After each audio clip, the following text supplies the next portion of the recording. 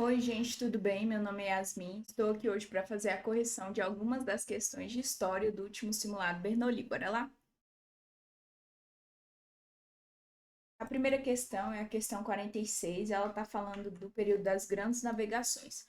E como eu disse anteriormente, eu gosto bastante de começar pelo enunciado, porque ele te dá sempre uma ideia prévia que o texto vai trazer, né? Ao analisar o imaginário europeu do período das grandes navegações, o texto evidencia: Deus disse: reúnam-se as águas que estão debaixo dos céus num único lugar, a fim de aparecer terra seca. E assim aconteceu. Deus, a parte sólida, chamou de terra, e mar o conjunto de águas. E Deus viu que isto era bom. Tratava-se sem dúvida de uma recordação reconfortante, a dos mares como elemento que surge na ordem da criação. No entanto, apesar dessa evocação inicial auspiciadora, a memória da Bíblia é sobretudo de um mar adverso, perigoso, destruidor. É a outra evocação de Gênesis, a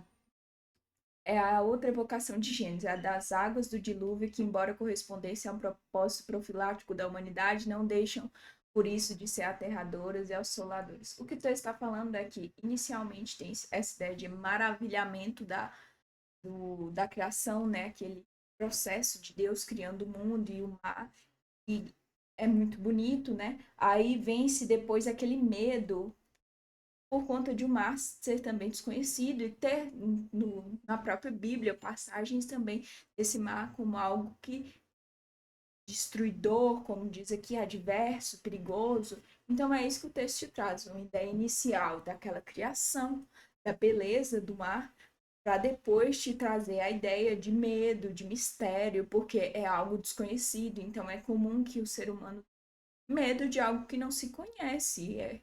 Hoje em dia tem-se muito conhecimento acerca do mar, apesar de não na sua totalidade, mas nesse período não tinha nada. Então imagine que você arriscaria sua vida durante meses em uma viagem marítima, e era importante porque era preciso a descoberta de novos territórios, busca por especiarias, então eles não teriam que deixar de fazer aquilo, mas tinha-se medo. Aí a criatividade pensava sobre monstros, sobre aquele processo todo, entende? Vamos às alternativas. Rejeição popular às viagens marítimas? Não, porque não está falando aqui de uma rejeição, está falando de um medo. Eles não rejeitavam as viagens, eles tinham medo, porque era algo desconhecido, o mar era um grande mistério, entende? Debilidade do pensamento racional. Não, porque não é irracional ter medo de algo que não se conhece. É comum, se você não conhece algo profundamente, você vai ter medo e vai criar ilusões sobre aquilo, porque é um processo natural dos seres humanos. Superação da concepção mítica. Não, porque não se superou essa concepção. Mantém-se a concepção mítica, tanto que se cria essas criaturas do mar, esses monstros, etc. Ruptura com a cultura medieval? Não, não houve a ruptura, mas não teve, né? Relação dicotômica com o mar. Exatamente. O que é dicotomia? São dois opostos que se excluem mutuamente. Então, por exemplo, bem e mal é um exemplo de uma dicotomia. Aqui seria a dicotomia, a maravilha da criação e o medo, o mistério do mar. Então, aqui no caso é um símbolo positivo e um negativo, opostos. Então é isso que o texto está te trazendo. Apesar desse medo, eles enfrentavam essas viagens, mas era uma relação dúbia, entende? Tinha uma dualidade entre o que era esse mar que trazia medo, mas que era preciso enfrentar, entende? Então, o que a questão está querendo te trazer é exatamente isso. Bora para a próxima. Questão 50. De acordo com o texto, de acordo com o texto, o estabelecimento da estrutura administrativa descrita tinha o objetivo de, ok, está falando de uma estrutura administrativa. O que era um vice-rei? Era alguém que estava no lugar do rei espanhol no México, com corte e palácio na colônia. Era sempre um nobre espanhol de família tradicional. que vinha com poderes quase totais para controlar o novo território. O vice-rei prestava obediência somente ao rei, porém, era mais comum que sua comunicação não fosse diretamente com o soberano, mas com um conselho criado para tratar a América, o Conselho das Índias. Esse grupo de pessoas recebia na Espanha cartas vindas das autoridades da América, resolvia as disputas e nomeava autoridades. Grandes regiões foram subdivididas em áreas administrativas chamadas audiências. Os membros das audiências faziam visitas de inspeção pelas cidades e aldeias. Muitas cidades também tiveram o cabildo, espécie de câmara de vereadores do governo ou governo municipal. Os membros do cabildo eram escolhidos da elite local, grandes proprietários de terra ou grandes comerciantes. O que o texto está falando aqui é que, como o rei não poderia estar em todos esses territórios coloniais, ele colocava um representante para que houvesse esse controle ali. É como se eu tivesse uma obra e eu colocasse um funcionário meu para ficar verificando, porque eu tinha várias outras obras e eu não poderia estar em todas ao mesmo tempo. E para que não se acontecesse nenhum tipo de desordem, eu mantesse tudo organizado, eu colocava vários representantes e eram isso que era o vice-rei. Mas esse vice-rei não era qualquer pessoa. Ele deveria ser um representante espanhol. Então, aqui está deixando claro que era uma pessoa da nobreza. Apesar de ser alguém, não necessariamente o rei, mas ele tinha que ter ali, ser espanhol, né? Aí tá aqui o estabelecimento, beleza. Como eu disse, teria que ser espanhol. E aqui, no caso, os outros membros que eles citam, né, de Câmara de Vereadores, seriam da elite local. Também não seriam pessoas comuns, né?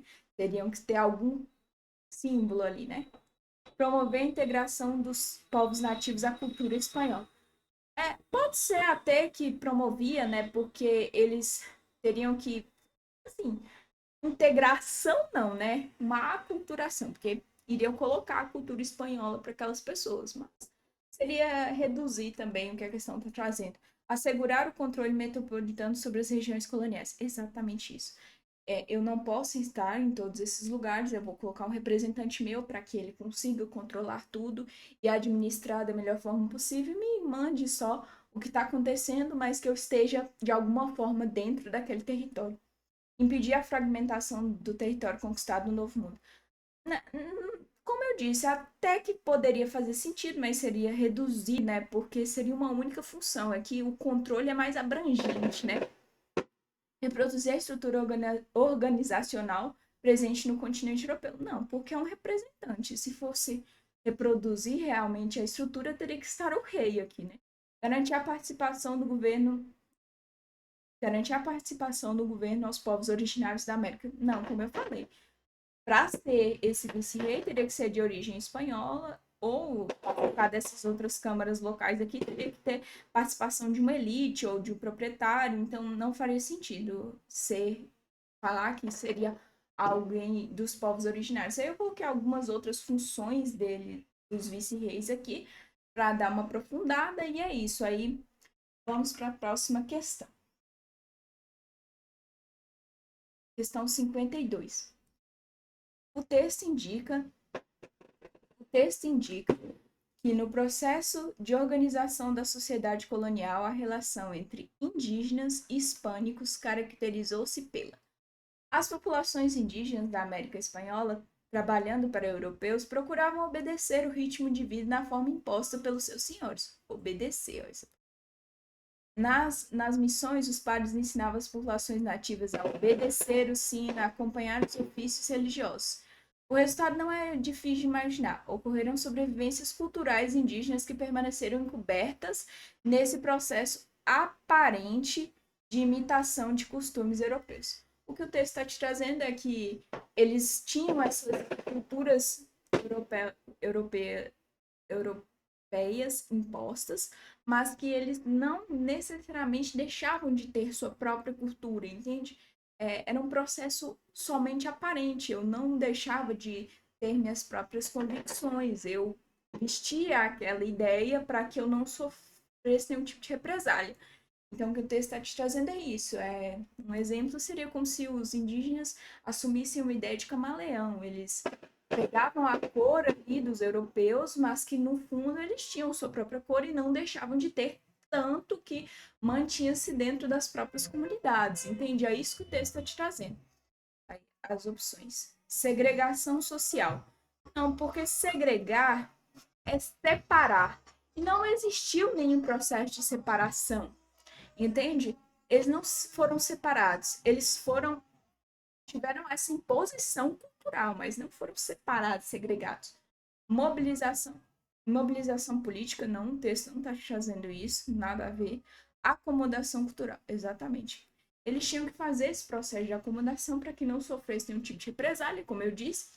E aí eles assumiam essa ideia ali e não deixavam de ter suas próprias ideias e mantinham sua cultura dentro das comunidades locais. Catequização voluntária? Não. Não é um processo voluntário. É um processo forçado. Olha, essa ideia aqui de obediência deixa bem claro que é um processo forçado, né?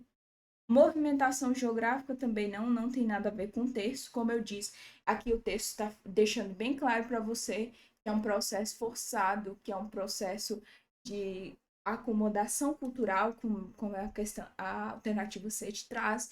Então, tá bem claro isso no texto. Vamos para a próxima questão.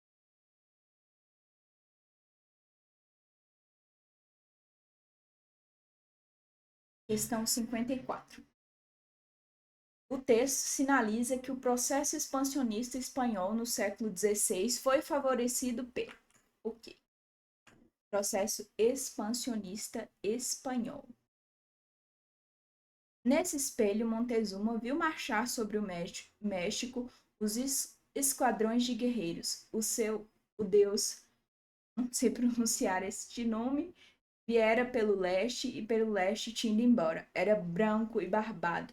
Também branco e barbado era o Viracocha, deus bissexual dos incas. E o leste era o berço dos antepassados heróicos dos maias, os deuses vingativos que agora regressavam para acertar contas com seus povos, traziam armaduras e cotas de malha, reluzentes escudos que devolviam os dardos e pedras. Suas armas expediam raios mortíferos e obscureciam a atmosfera com fumaças irrespiráveis. O que está falando aqui é que aquele processo de colonização, esses povos interpretaram como uma volta de deuses, entende? Eles não conseguiram compreender inicialmente que aquelas pessoas eram seres humanos comuns que estavam fazendo o processo de colonização. Eles acharam que, por conta da religião deles, aquela invasão eram os deuses regressando. É isso que o texto está te trazendo, exatamente isso. Que essa ideia inicial era de que esses deuses estavam voltando aqui, ó. Eu coloquei aqui o trecho, ó. O texto sugere que os povos nativos, como os astecas e os incas, inicialmente interpretaram a chegada dos espanhóis como um retorno de divindades. Essa crença de natureza divina dos invasores favoreceu o avanço espanhol, pois gerou hesitação e, em alguns casos, submissão inicial, em vez de resistência imediata. Eles não resistiam porque eles achavam que era esse regresso dos deuses deles, que eles cultuavam e acreditavam, então deviam obediência. Por isso que inicialmente não teve tanta rebelião dos povos contra esse processo de colonização, né? Aí, redenção mística, não. Não está falando sobre isso, está falando sobre como eles associavam essa imagem aos deuses deles. A associação divina, exatamente isso que eu falei.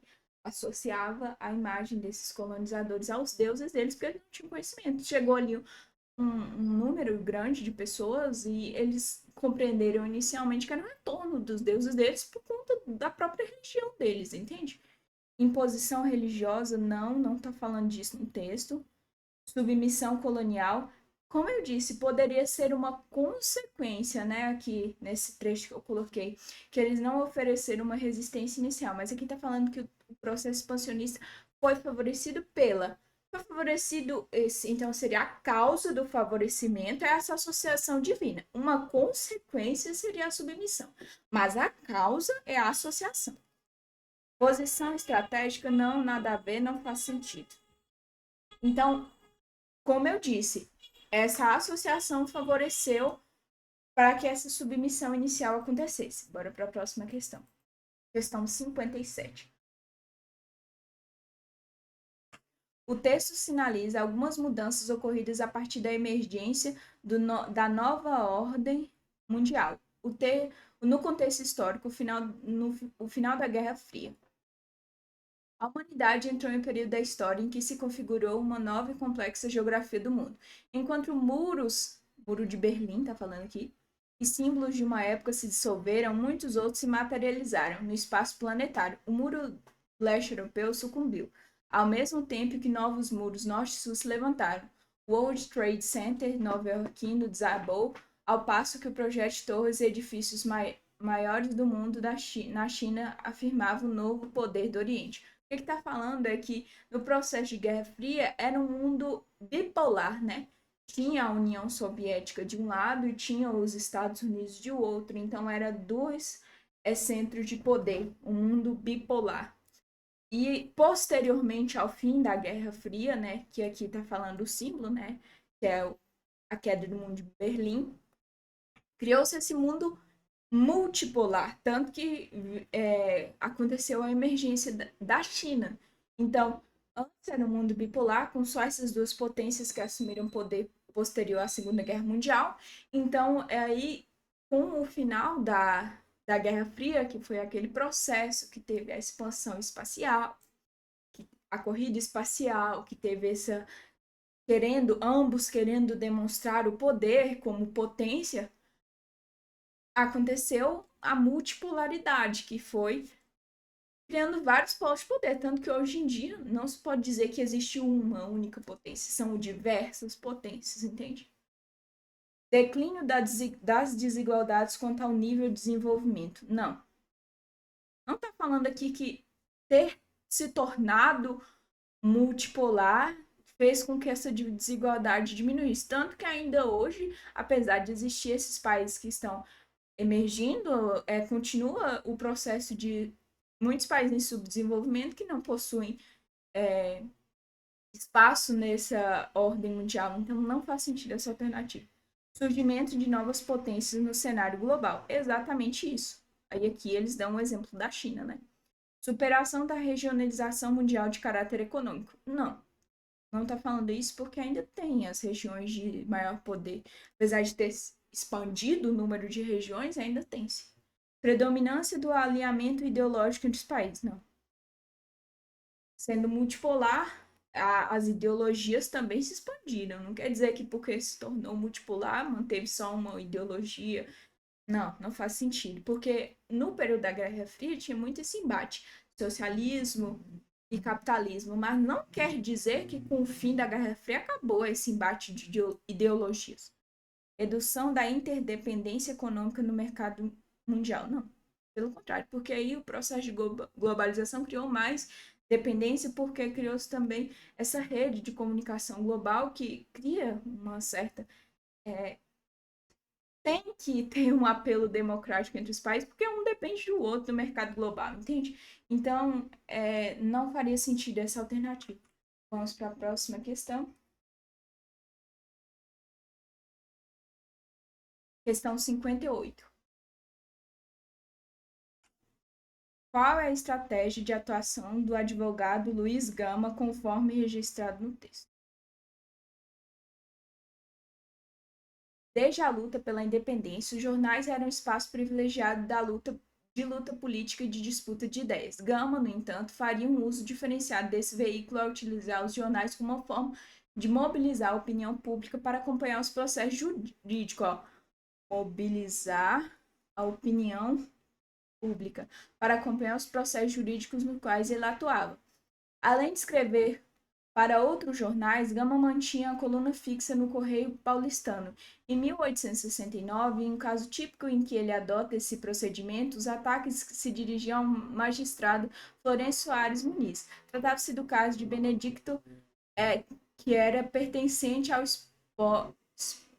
espólio da Ana Francisca de Moraes, que havia sido alforriada por seus herdeiros. A ação de Luiz Gama pedia que Benedito pudesse depositar em juízo o valor correspondente ao que devido aos herdeiros, que concordavam com o procedimento.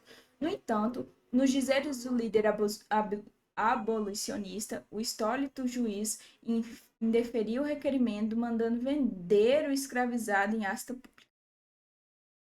o que está falando aqui é trazendo um pouco da história do Luiz Gama, que foi um grande rádula, né? Aqui eles falam advogado, mas é porque o Luiz Gama não tinha necessariamente formação na área da advocacia.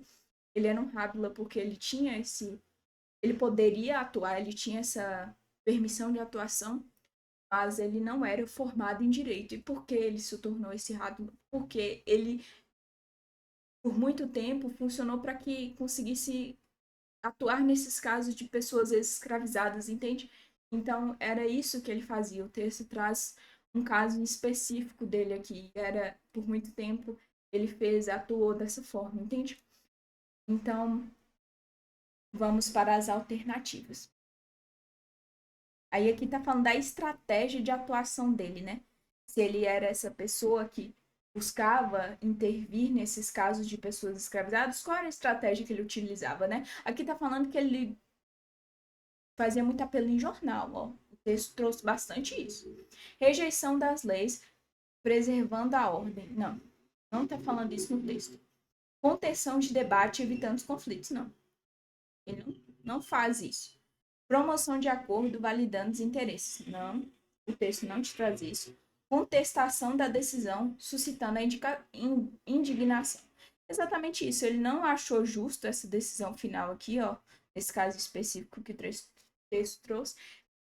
E ele publicava isso em jornal para suscitar uma indignação, porque a comoção com injustiça é muito grande. Então, ele fazia essa estratégia para que mobilizasse mais pessoas e tivesse aquele apelo popular no que ele pretendia fazer, entende? Exposição de arbitrariedades questionando a abolição. Jamais o Luiz Gama, como o próprio texto traz, ele era abolicionista, então não faz sentido ele questionar a abolição.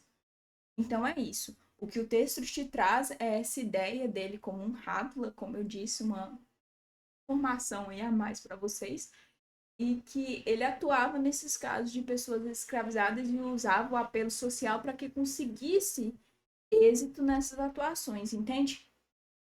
Vamos para a próxima questão. Questão 60. A conjuntura do período joanino, descrita no texto, contribuiu para a independência do Brasil. O Bernoulli traz muito assuntos repetidos nos primeiros simulados deles, justamente para que você entenda de que forma o conteúdo pode ser cobrado, porque ele vai ser cobrado de maneiras diferentes, e que se fixe esses conteúdos iniciais. Tanto que essa ideia aqui, ó, de o período joanino influenciar a independência do Brasil, eu tinha dito na outra aula. Eu falei, o período joanino posteriormente influenciaria a independência. Então, é isso aqui que ele está trazendo. Então, é muito importante que você consiga criar essa linha temporal e fixar os conteúdos em períodos, porque a história depende disso, que você entenda tudo como um conjunto e não como fragmentos de coisas. É uma construção, entende? É geralmente aceito. Após a chegada da corte, a população da cidade tem aumentado em cerca de 15 mil pessoas, um acréscimo de mais de um terço. O crescimento no comércio transformou o Rio de Janeiro, o Rio, numa movimentada cidade comercial, cuja influência estendeu-se entre as grandes partes do território brasileiro, fomentando a complexa rede de relações comerciais que haviam encontrado na cidade. Os naturalistas bávaros Spitz e Martius afirmavam que a importação de produtos e manufaturas europeus pelo Rio de Janeiro estende-se todas as carências humanas imagináveis. Um ponto que eles ilustravam enumerando todos os produtos importados, salsichas e sedas a escravos, dos quatro cantos do mundo. Na verdade, no que se referia às colônias portuguesas da África da América, o Rio havia assumido o papel outrora representado por Lisboa. O que está falando é que ter trazido a corte, ter trazido o rei, o Dom João, ter vindo aqui, como eu disse na outra aula, por conta do bloqueio continental, ele deu esse espaço para que o Brasil assumisse outras funções, porque você carrega o centro administrativo para uma colônia. É óbvio que isso aconteceria. Como eu disse, eles não acreditavam que seria nessas proporções, mas sabiam que algo ia acontecer. Então, tanto que a primeira coisa que eles fizeram foi tirar o título do Brasil como colônia e colocar Reino Unido de Portugal. Então, tá vendo que gradativamente eles foram dando mais poder ao Brasil, o que fez com que levasse a independência, porque o Brasil foi tornando-se tendo essa ideia de nação, porque foi concedendo mais poder, mais poder. E aqui tá falando, ó, o Rio de Janeiro assumiu um papel representado por Lisboa, o Rio de Janeiro se tornou capital do Império, entende? Então, é muito importante que se entenda que essa trazida da corte fez com que o Brasil tornasse centro de muita coisa. Conquistar a autonomia financeira da colônia. Não, o texto não está falando que que a conjuntura contribui, que a autonomia financeira foi necessariamente neste momento aqui. Seria mais tipo reduzir, né? Deslocar eixos administrativos do império, exatamente. Como eu disse, o eixo administrativo deixou de ser em Portugal e veio para o Brasil. Automaticamente o Brasil foi recebendo muito mais poder, o que fez com que criasse esse símbolo, essa ideia de nação, e o Brasil não aguentou, né, manter-se ainda controlado por Portugal. Consolidar fronteiras territoriais da colônia não faz sentido o contexto, não faz sentido o período joanino. Redefinir alianças religiosas da metrópole, não está falando disso. E não seria algo que favoreceria a independência, não faz relação aí. Valorizar aspectos artísticos do território também. Isso seria algo, assim, pode influenciar, mas seria algo muito reducionista, né? Algo mais complexo. Esse deslocar o eixo administrativo é algo muito mais completo, né? Trouxe esse eixo administrativo e aqui, ó, inverteu a relação metrópole-colônia, transformando o Brasil na sede do Império Português, promovendo a autonomia administrativa, econômica e cultural. Como eu disse, houve consequências. A partir do momento que eles começam a conceber mais poder ao Brasil, o Brasil foi criando, sabe? Então é isso que a questão te traz. Beleza? Questão 61. A disseminação das tecnologias desenvolvidas no referido contexto gerou transformações que propiciaram o impacto da Guerra Fria nas tecnologias modernas é profundo e duradouro. Durante o conflito, a competição entre Estados Unidos e União Soviética levou a grandes avanços científicos e tecnológicos, como eu disse, principalmente por conta da corrida espacial, né? Um dos maiores marcos dessa foi a corrida espacial, que não apenas resultou no pouso do homem na Lua, mas também gerou uma série de inovações aéreas, como satélites, comunicação global, tecnologias, navegação por GPS. Muitos dos sistemas que hoje utilizamos, como a internet, satélite de comunicação, tecnologia de imagem, por ressonância magnética, têm suas origens nesse investimento massivo na tecnologia militar e espacial. O que está falando aqui é como a tecnologia ascendeu durante o período da Guerra Fria, porque houve um massivo investimento nisso, né? Vamos às alternativas. Retração dos espaços monitorados. Não é retração, um aumento, né? Porque se a tecnologia expandiu, eu posso ter um aumento muito grande nesses espaços monitorados, é pelo contrário. Catalisação da conectividade individual, exatamente.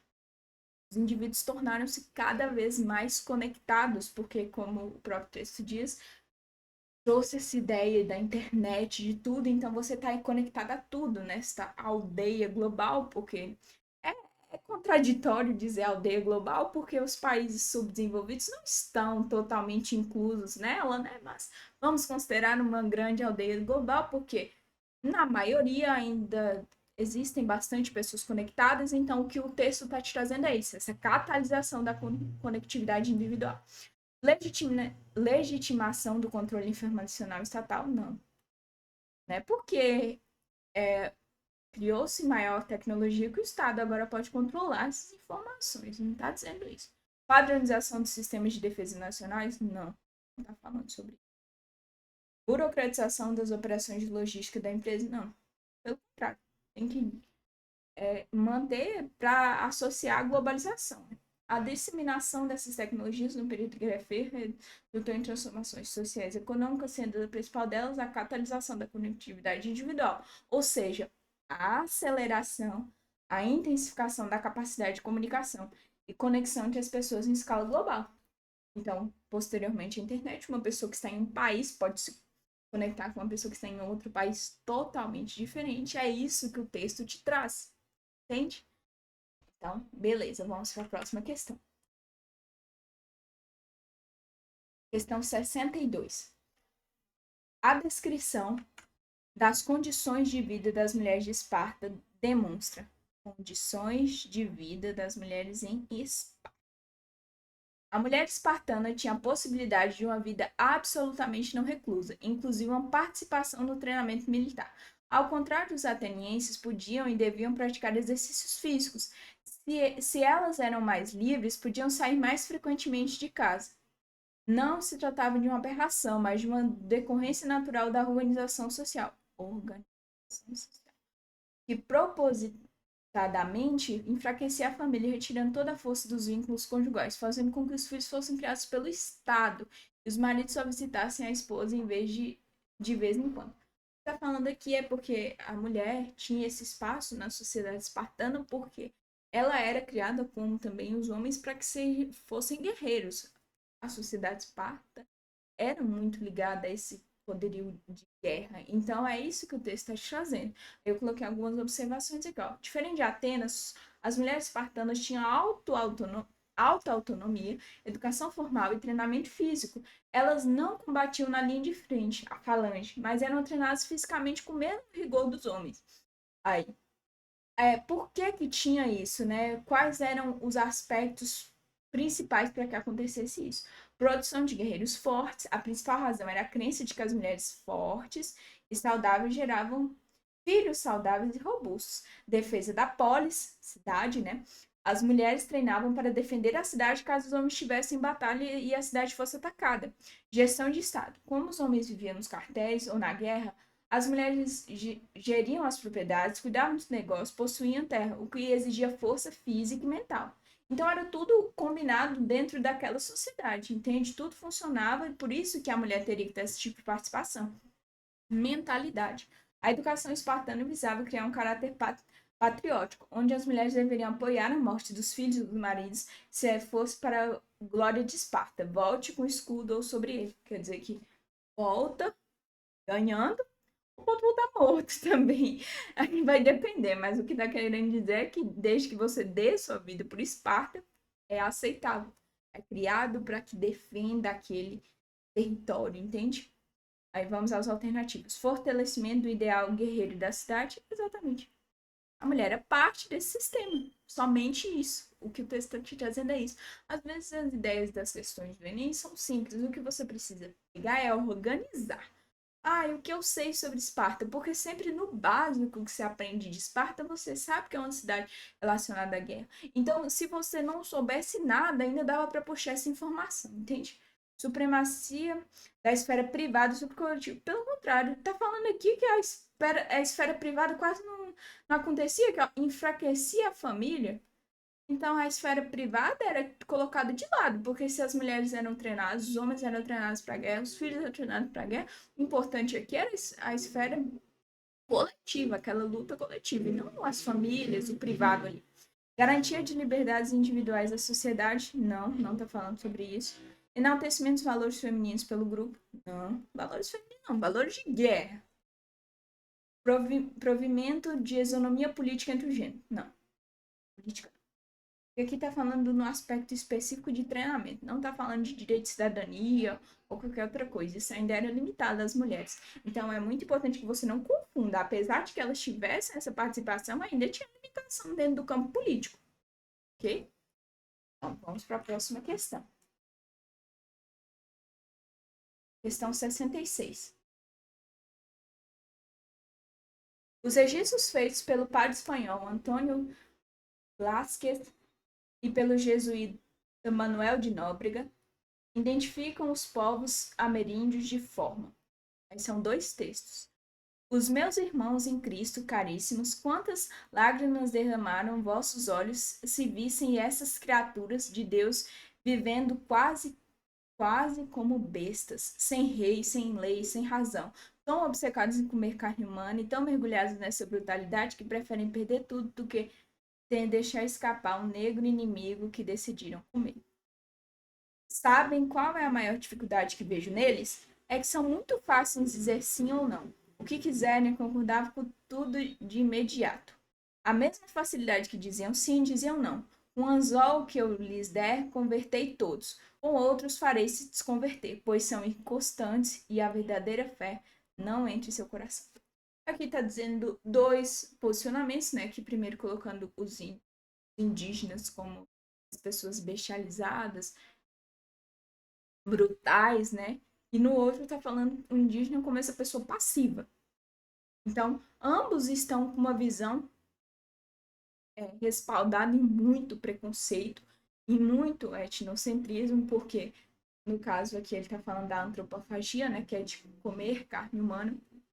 Então, apesar de, se você não concorda ou não com esse tipo de ritual, era algo parte da cultura dos indígenas. Então, aqui ele está colocando totalmente sobre uma ótica eurocêntrica, tipo, eles não têm rei, eles não têm civilização, entende? É basicamente isso. Ambos os textos estão dizendo. E o outro, da mesma forma, não estão trazendo essa ideia de bestas, mas estão trazendo a ideia de passividade, como os indígenas não tivessem opinião sobre nada, como se eles não tivessem resistido.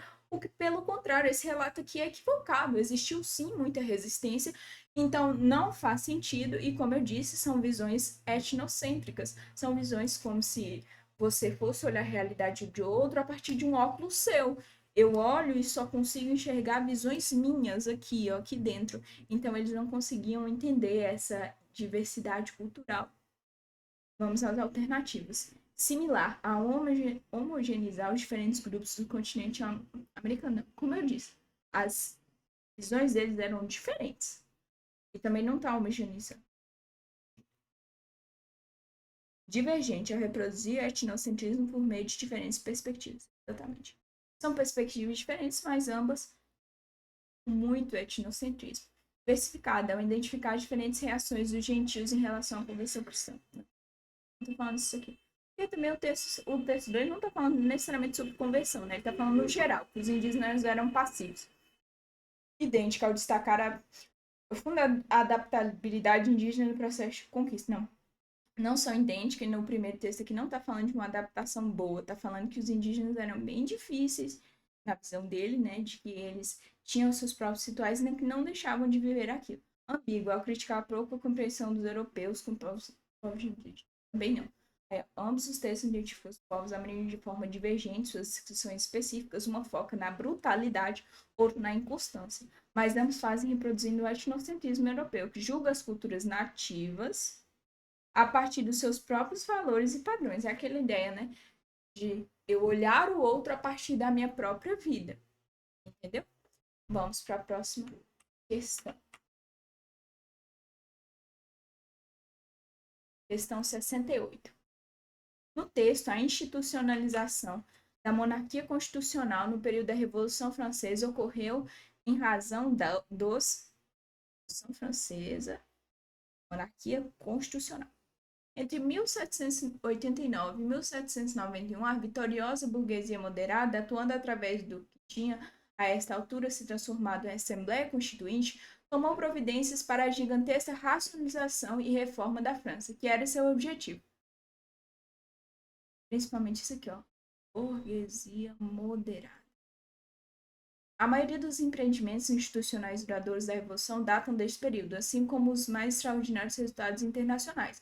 O sistema métrico e a emancipação pioneira dos judeus. A Constituição de 1791 rechaçou a democracia excessiva através de um sistema de monarquia constitucional baseado no direito de voto censitário. O que é voto censitário? Voto censitário é a partir de você tem que ter uma determinada renda para que se possa votar. Tanto que já existiu constituições brasileiras que exigiam esse tipo de voto. Você teria que ter um determinado valor de propriedade ou de renda para que você pudesse ter o direito ao voto. Dos cidadãos ativos, reconhecimento reconhecidamente bastante amplo. Esperava-se que os passivos honrassem sua denominação. O que está falando aqui é que após essa Revolução Francesa, que foi a queda da Bastilha, aquele processo mais violento, a burguesia ainda seguia com aquela ideia de moderação, porque eles estavam em ascensão e eles não queriam ser controlados pelo rei, mas eles também não queriam aquela revolta popular, não.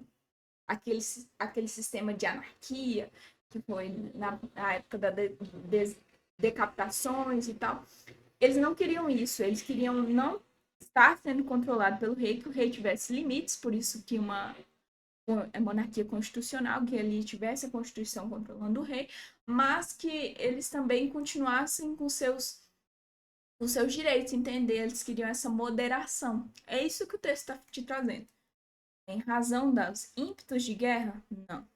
Interesses de classe, exatamente. A burguesia queria o que era mais interessante para ela, sem se importar necessariamente com os objetivos iniciais da Revolução Francesa. O que eles queriam é que fosse possível manter o poder deles e que o rei também não atrapalhasse, mas também não existisse nada anárquico demais. Vitórias do jacobinismo, também não faz sentido. Triunfo dos nacionalistas, não. Resquícios do feudalismo, não. A institucionalização desse período aconteceu para que a burguesia pudesse desfrutar da sua nova posição de poder, a ascensão da burguesia, protegendo-se tanto dos abusos do rei quanto das exigências das camadas mais pobres da sociedade, porque também esses burgueses teriam acumulação de capital e os camponeses continuariam pobres. Então, assim, para eles é interessante também esse apelo popular, entende? Então é isso. A próxima questão. Questão 70. As mudanças jurídicas descritas no texto, no contexto da República Romana, visavam: por volta de 450 a.C., os plebeus conseguiram que as leis segundo as quais as pessoas seriam julgadas fossem registradas por escrito, uma tentativa de evitar injustiças do que o tempo em que as leis não eram escritas e os cônsules sempre da nobreza de sangue administravam a justiça como bem entendiam, conforme suas conveniências. Aqui está falando da lei das 12 tábuas, né, que foi aquele processo que os plebeus estavam exigindo que as leis fossem escritas. Por quê? Se a lei não é escrita, ela está passível de várias arbitrariedades. Por quê? Se ela não é escrita, eu posso favorecer quem eu quiser, se eu for aquele líder que está comandando aquele processo. Então, normalmente, quase que sempre, eles iam favorecer os nobres, né? Então, esses plebeus acabavam que tinham menos, nem tinham nada de direito, e aí eles queriam que existisse essa lei escrita para que ali tivesse uma garantia para eles de que a posição de, de quem eles são não fosse influenciar naquela tipo de decisão, entende? Ah, por exemplo, ali está uma propriedade, vai decidir de quem é aquela propriedade, para que isso não fosse influenciado por o fato dele ser plebeu, entende? As mudanças jurídicas descritas no texto contexto visar estabelecer a primazia da política da pele, não faz sentido. Promover a ampliação da cidadania, não. Não tinha interesse em ampliar a cidadania, era só garantia de que não fossem vítimas dessas arbitrariedades das leis sem serem escritas. Enfrentar as desigualdades sociais, exatamente isso. Por quê? Como eu disse, se algo não é escrito, a decidido por o que for falado ali. Então, não tinha nenhum tipo de garantia, era perigoso demais para eles. Subverter a ordem política vigente, não. Era uma decisão bem contextual e específica, não ia fazer isso. Descentralizar a gestão pública também, não. Como eu disse, era algo contextual e específico, não ia abranger nessa tão grande totalidade, entende? A próxima questão. Questão 75. O Império Inca, desculpa, já ia começar pelo texto, né? Pelo enunciado. O incerto sugere que a organização sociopolítica descrita caracterizou-se entre outros aspectos. Organização sociopolítica.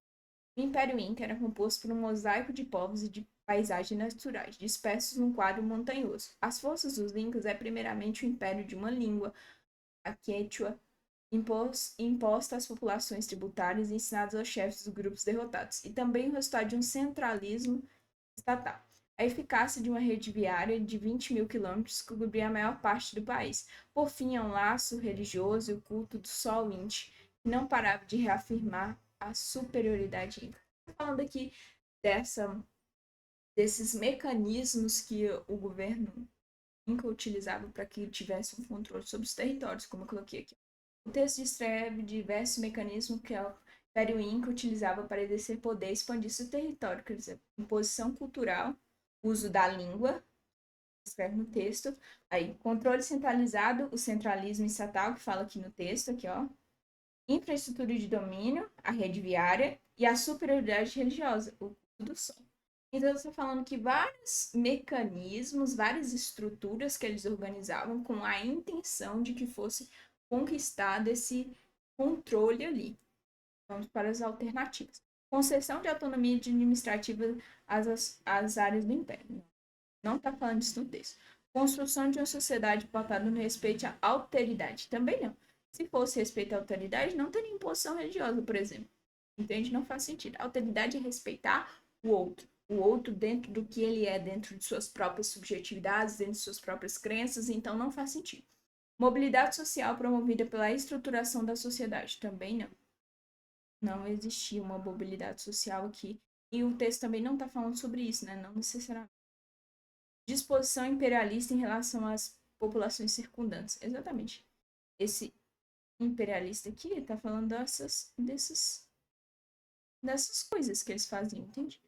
Desse controle religioso, controle de domínio espacial, de poder, de imposição cultural, fragilidade do controle estatal sobre os conquistados. Pelo contrário, não é uma fragilidade. É o maior controle. Não está falando aqui que esse controle era frágil. Seria extrapolar uma interpretação, ok? A próxima questão. Questão 79. No contexto, no período moderno, o acordo apresentado no texto implicou para os reinos ibéricos.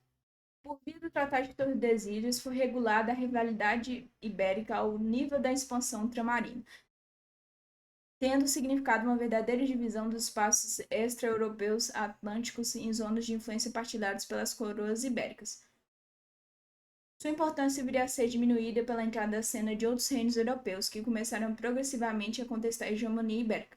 Contudo, para Portugal, o tratado representou uma garantia de seu monopólio sobre a Rota do Cabo, tal como a partir de 1500 possibilitou a soberania da coroa portuguesa. O Brasil está falando aqui de Espanha e Portugal, né? E está falando desse domínio dessas terras pela Tratado de Tordesilhas. E o porquê que esse acordo fazia, entende? Aqui, vamos para as alternativas. Inibição dos conflitos entre os reinos europeus. Pelo contrário, os outros reinos estavam contestando essa hegemonia. Eles não queriam isso. Exploração exclusiva do continente americano. Não. Apesar de existir essa divisão, não garantia que outros reinos não pudessem explorar a América. Cessação da disputa entre seus signatários também não. Não significa que quem era que teria posse aqueles territórios não iriam brigar com os outros. Não fala isso no texto. Divisão igualitária das terras do Novo Mundo? Não. Não é igualitária porque quando houve essa divisão tinha uma certa quantidade de terras para cada lado e não era necessariamente igualitária. Eles fizeram uma média ali e ficaram. Tanto que acredita-se que a Espanha ficou até com mais, então não faz sentido.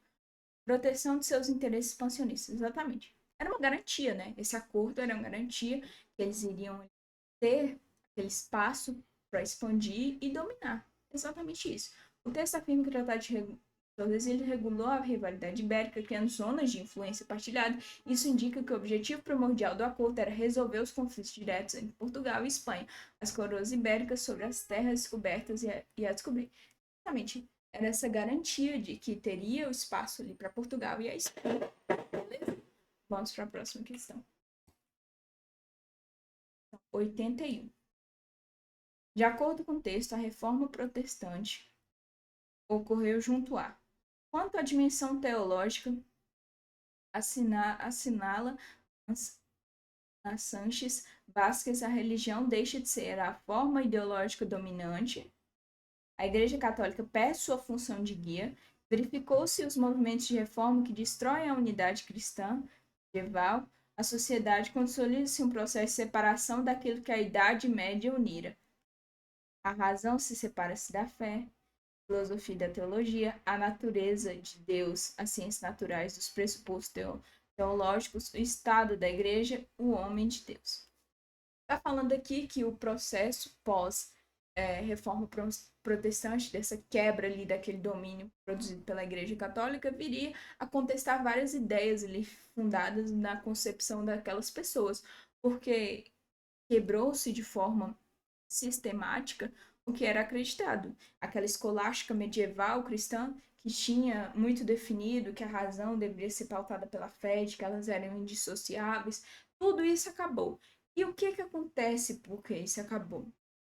Porque a partir desse momento aqui também tem a influência do fato de que a reforma protestante trouxe a tradução da Bíblia para outras línguas e a expansão dessa palavra à livre interpretação, né? Então, o domínio dessa interpretação deixou de ser do clero. Então, também trouxe essa autonomia de poder desenvolver um senso crítico. É isso que está falando.